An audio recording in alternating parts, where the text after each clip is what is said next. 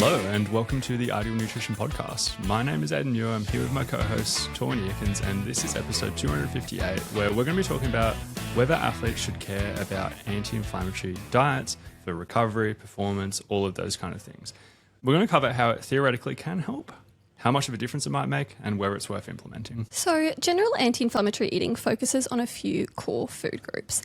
This includes things like omega-3 fatty acids, which are mainly found in fatty fish, salmon, sardines, mackerel, but also potentially plant-based options like flax seeds and walnuts, polyphenols and antioxidants, which are found in colourful fruit and vegetables, whole grain, carb sources, healthy fats like olive oil, avocado, nuts and seeds, and generally having a lower intake of ultra-processed foods or refined sugars. So we know that overall these changes have positive effects on things like longevity, heart health, reducing risk of chronic disease. But as Aidan said, what we're looking at today is whether or not this is something that athletes should care about. If I was looking at it from a food first approach, I would be thinking the first thing that comes to mind is the Mediterranean style diet. And then there's many tweaks that I would make towards an athletic style diet, which I think we did a podcast on this previously, whether it's slightly higher protein intake, maybe slightly higher carb intake in certain cases.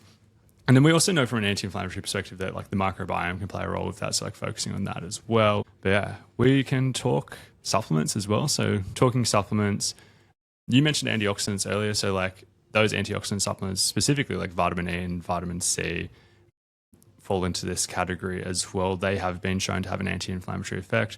Tart cherry extract falls into that as well.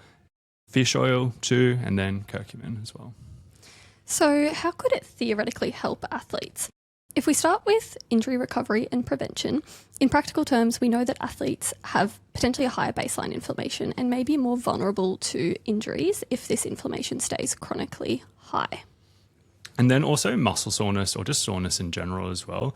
There's an inflammatory component there. So theoretically, if you lowered that, people would be less sore and they might be able to continue training harder or competing harder.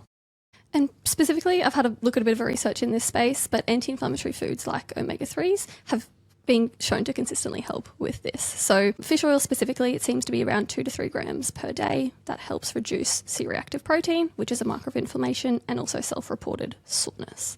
Now, before we talk about how much this matters, we'll talk about why athletes might not be following this. And there's 2 categories that we'll cover here. I'm going to start with the first one, which is just high energy needs. So in many cases, if athletes are aiming for really high energy targets, sometimes it can be hard to eat quote unquote super clean. There are many cases where sometimes people eat quote unquote super clean to their own detriment, to the point that they underconsume calories, their body weight drops off, they're fatigued, low energy availability, all of these kind of downsides.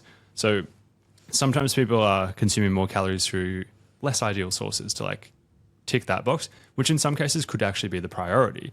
The other angle here as well is, let's say it's an endurance athlete doing super high volumes of endurance training. Sometimes they could be having heaps of gels and sports drinks and stuff like that, which typically wouldn't fall into the anti-inflammatory kind of category.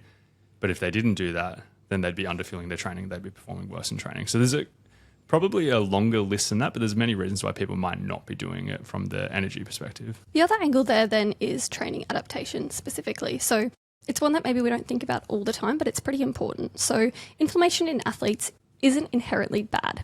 Exercise-induced muscle damage and that acute inflammatory response is actually what follows as a side effect of training hard. And that's the process that drives adaptation. So if you suppress that inflammation too aggressively, you might actually blunt that adaptation and not get those training adaptations or the gains that you're training for.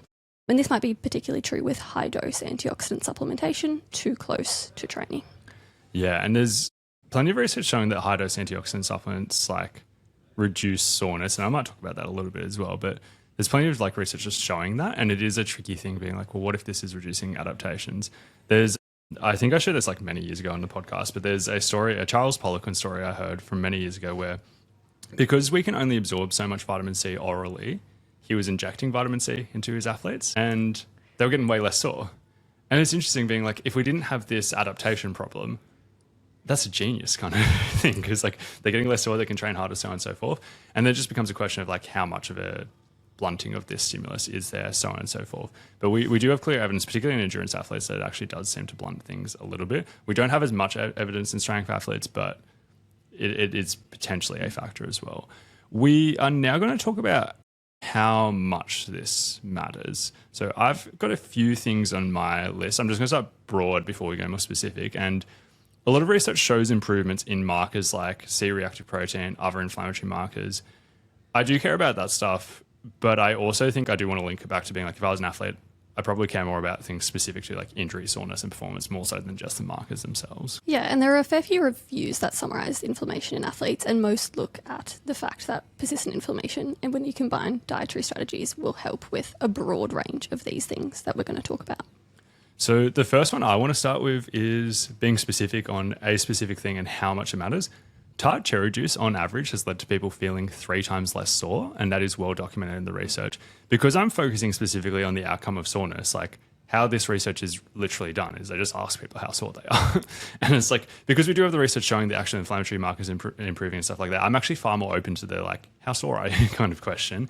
But what they'll do is they'll give people Tart cherry juice leading up to kind of some form of pretty intense activity that is a novel stimulus and likely to make people very sore. And then Tart cherry juice after, and they just ask them how sore they are.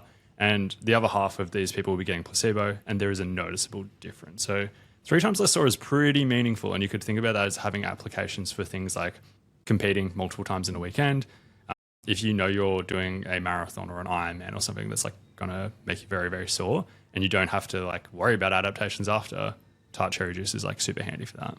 Especially if it then goes to multi-day events, something like cycling tours where you cannot be sore the next day because that will blunt your performance. That's a really good strategy there too.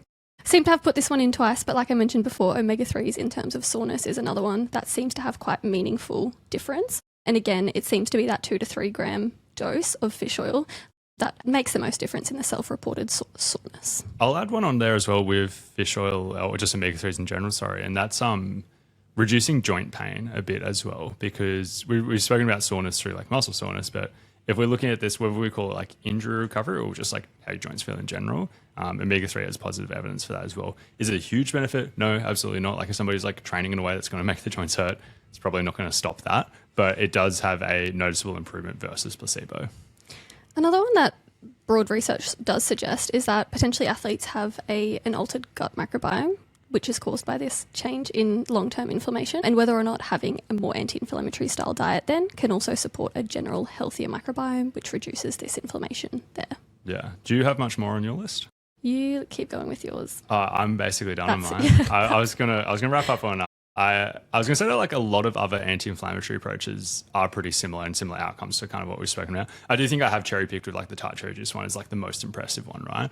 But it's also worth noting from what I see in the research, if you do things that are going to make you sore, you're going to be sore regardless. Like I'll use the marathon example. Like if you have never run a marathon before and you have Tart cherry juice leading up to it and Tart cherry juice after, you're still going to be sore. You're just going to be a little bit less sore than if you hadn't done that. These things just help a little bit. Similar for injury recovery. These things might just help a bit. For example, in the show notes, I've added a review on nutrition for tendinopathy, which is like a form of injury. And it's clear that it matters, but it is a small benefit. And I'm going to use tendinopathy specifically because I've gone deep down the rabbit hole on this. And if somebody has a rehab protocol in place that is going to have them recover from this injury and get back to peak performance and stuff like that, you implement all this nutrition stuff, you get back to peak performance, like just a little bit quicker. If they have like a rehab plan that keeps like flaring up their tendons and stuff like that, nutrition's probably not going to stop that. So this stuff does matter. It's just one piece of the puzzle. I think that sort of leads us then into what do we actually practically recommend to athletes. And it makes sense to implement at least some aspects of anti-inflammatory diets as an athlete. So my recommendation there would be build a generally good nutrition foundation. And whether that includes things like aiming to include fatty fish, lots of colour, use things like olive oil, focus on whole grain carbs where possible. And then, like we said, for energy needs, potentially add in more processed foods after that to help meet energy requirements and carb requirements at certain times. Yeah, I love that. And I view it through the like hierarchy of like total calories, then macros, then micros in general mattering more. And then this anti-inflammatory stuff is another thing that also matters. And when I look at it through the lens of that, being like, okay, let's assume we have to work backwards from we've got to get enough calories in, we've got to reach our macro targets and stuff like that. I'm then thinking, are there any easy swaps within that? For example, the olive oil one is a great one. Like if somebody was having olive oil or fish oil or even avocado or something else like that versus say animal fats, like it's going to lean in favor of them being slightly more anti-inflammatory there. Another example would be like if somebody had like a nutrient-rich juice of some kind versus even something like Gatorade or soft drink or anything else, like particularly outside of a training session.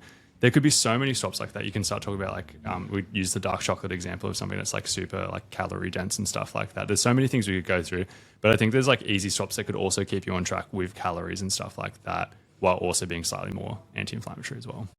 And then potentially just adding in supplements as you see fit or as needed.